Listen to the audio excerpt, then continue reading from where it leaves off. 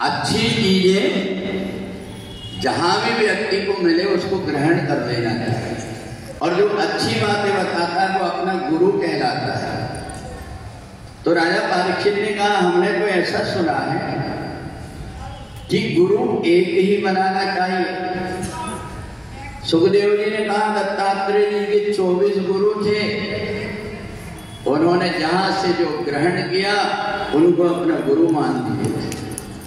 तो गुरु केवल वो नहीं होता जो केवल खान फूंकता है, गुरु वो होता है जो अज्ञान तिमिरांधस्य ज्ञानांजन शलाकया चक्षु उन्मीलितम येन तस्मै श्री गुरुवे नमः। अपने मन का भ्रम और अज्ञान जो हटा देता है वही गुरु कहते हैं। तो दत्तात्रेय जी के 24 गुरु। राजा परीक्षित ने कहा, गुरुदेव पता है आपको कि आज 7वां दिन है, मेरे को मेरे अपराध देख करके बड़ा डर लग रहा है। भगवान का ऐसा कोई चरित्र सुनाइए जिसमें परमात्मा की दया झलकती है। कहा कि मैंने कल तुम्हें सुनाया था सुदामा कृष्ण का चरित्र। भगवान श्याम सुंदर आकर के द्वारका के राजा बन गए, और श्राप के कारण सुदामा की ऐसी दशा हुई कि जहां भी भीख मांगने जाता तो कोई भिक्षा नहीं देता। सुदामा अपनी पत्नी को, अपने बच्चों को देख करके बड़ा दुखी होता था, और वो यही कहता था कि बदनसीबी जीवन में मिल जाए परंतु गरीबी ना मिले, क्योंकि इस गरीबी में बच्चों की दशा नहीं देखी जा रही, भूखे और प्यासे। पत्नी ने कही कि अब मेरे बेटे तो मेरे से अलग हो जाएंगे, पूरे दुर्बल हो गए, खाने पीने को 2-3 दिन से नहीं मिला।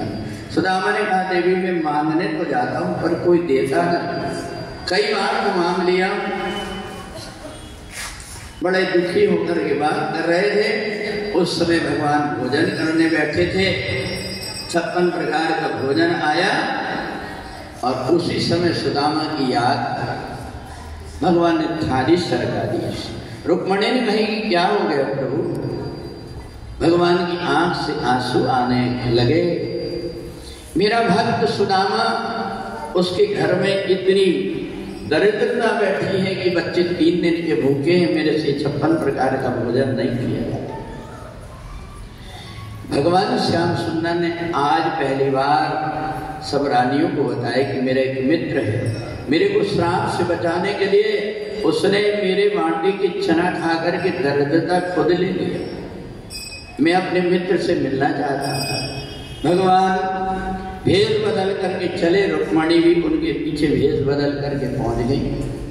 अब इधर भगवान जाकर के सुदामा के आंगन में खड़े हो गए और आवाज लगाते, भवतु माता भिक्षाम देहि।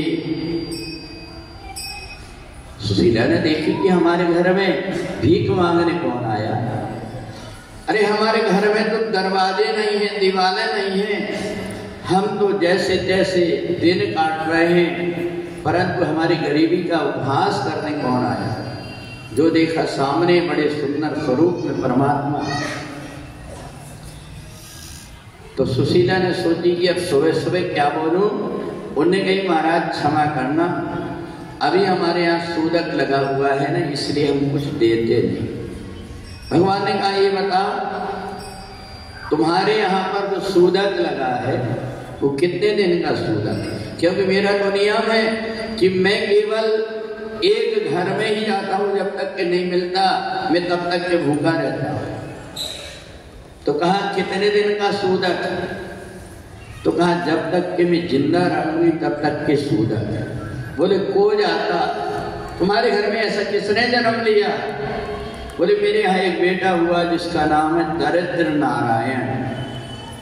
भगवान ने कहा, देवी वो दरिद्रता मेरे को दान में दे दो।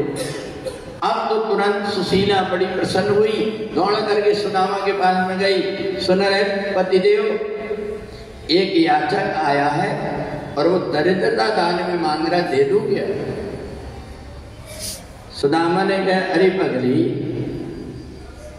एक मास दो पक्ष में दो एकादशी होए, अपने घर में भागनी निधि एकादशी होए।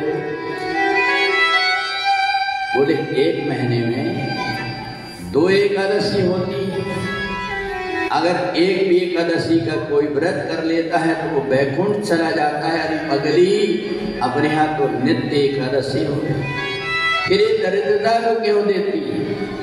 बेचारी चुप हो गई, हाथ जोड़ करके कही स्वामी मेरे पति मना कर रहे इसलिए मैं दरिद्रता नहीं दे सकती। अब भगवान श्याम सुंदर तो जाकर वृक्ष के नीचे बैठ गए। रुक्मणी अपना भेष बना करके पहुंची, देवी मैं तुम्हारे दर्द को देख करके बड़े दुखी हूं। तुम्हारे बेटे इतने भूखे प्यासे हैं और तुम्हारे पति के मित्र हैं द्वारका के राजा। राजा बोले और आमा फूले, तुम तो एक काम करो, अपने पति से कहो ना कि कभी जाकर के अपने मित्र के पास भी पहुंचे। तो उसने हाथ जोड़ करके कही मेरे पति गरीब जरूर हैं, पर ये कहते हैं देवी बनते हैं रिश्तेदार सभी जब पैसा पास होता है, और टूट जाते हैं गरीबी में जो रिश्ता खास होता है। बोले गरीबी में किसी के यहाँ मत जाना, नहीं तो वो भास हो जाए, इसलिए मेरे पति देव नहीं जाते।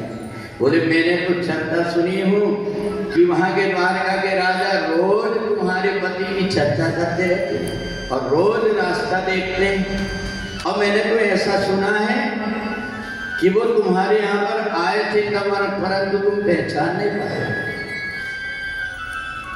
सुदामा सुन रहा था, दौड़ करके आया, आकर के देखा कि कहाँ खड़े थे। बोले यहाँ खड़े थे। जो देखा तो वहां भगवान की चरण चिन्ह बने हुए थे। लेट गया सुदामा, अरे कन्हैया तू मेरे से मिलने आया और मैं मिल नहीं पाया, अब तो मैं भी जाऊंगा। पत्नी ने 3 मुट्ठी चावल के लिए पूरे गांव में भटकी, पर चावल नहीं मिला।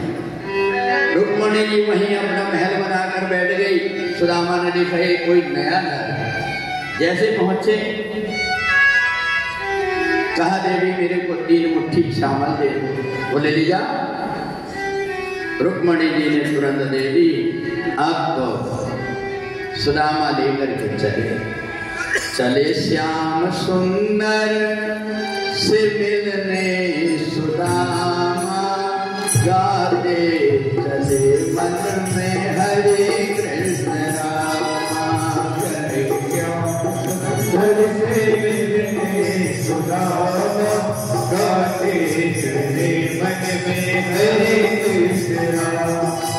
चले श्याम सुंदर से मिलने सुदामा, गाते चले मन में हरे कृष्ण रामा। चले श्याम सुंदर से मिलने सुदामा, गाते चले मन में हरे कृष्ण राम। हरे कृष्ण रामा हरे कृष्ण रामा, हरे कृष्ण रामा हरे कृष्ण रामा। हरे कृष्ण रामा हरे कृष्ण रामा, हरे कृष्ण रामा हरे कृष्ण रामा। एक बात बताएं, चावल को दूसरी भाषा में अक्षत बोलते हैं। अक्षत। तुम ये मत सोचो कि हमारे पास चावल नहीं है। तुम्हारे पास में ये जो मन है ना, ये मन को परमात्मा में ऐसे लगा दो छत ना हो, टूटे ना, उसको अक्षत बोलते हैं।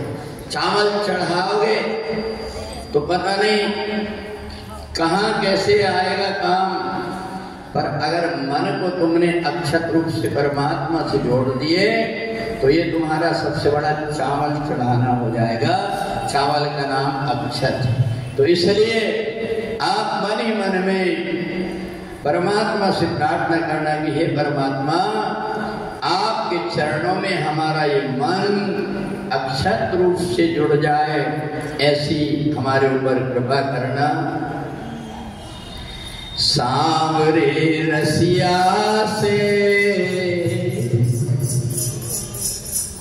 क्या हो गई अपनी यारी, सांवरे रसिया से हो गई अपनी यारी, सांवरे रसिया से हो गई अपनी यारी, सांवरे रसिया से हो गई अपनी यारी, हो गई अपनी यारी, हाँ हो गई अपनी यारी, हाँ हो गई अपनी यारी, रसिया से हो गई अपनी यारी, सांवरे रसिया से हो गई अपनी यारी।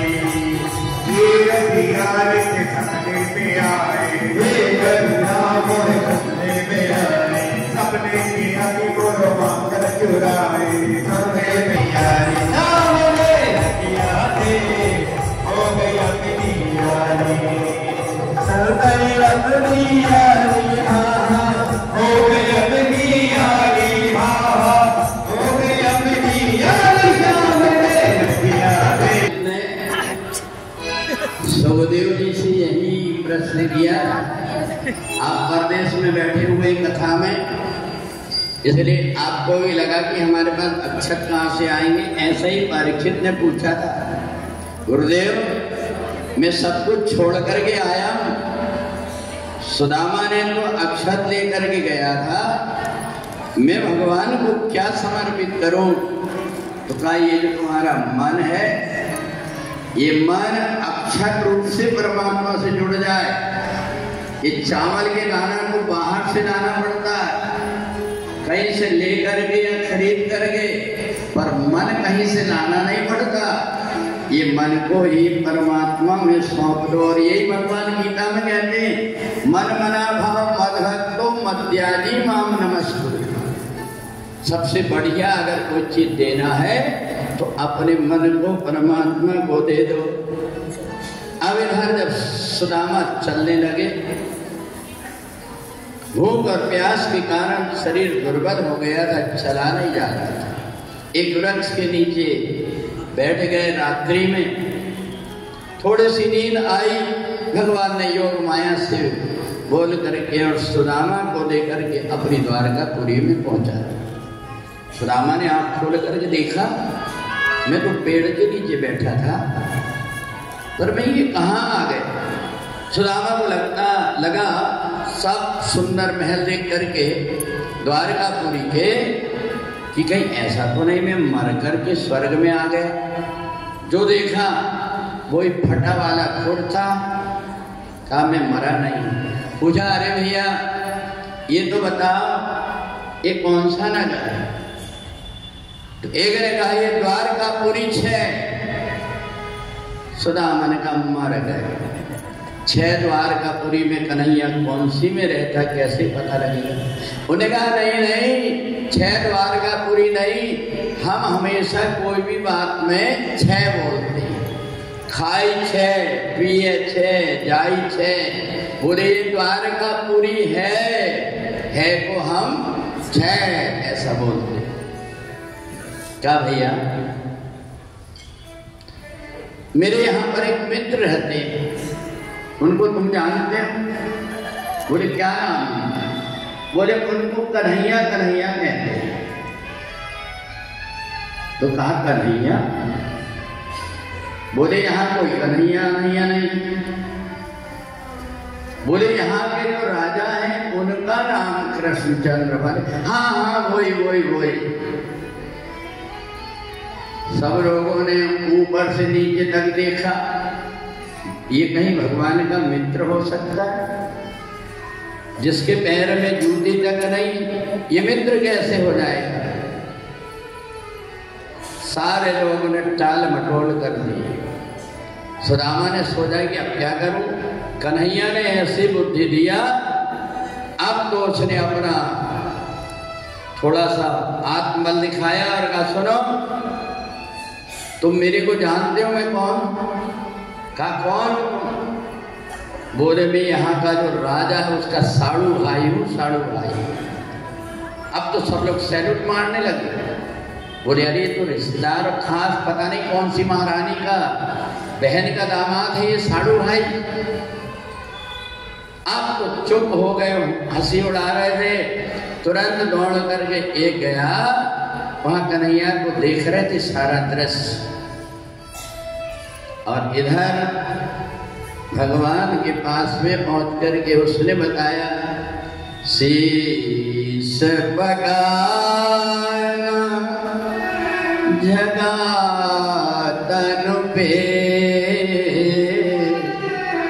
अपाय उपाय के नहीं सामा पूछत दीन दयाल गुनाम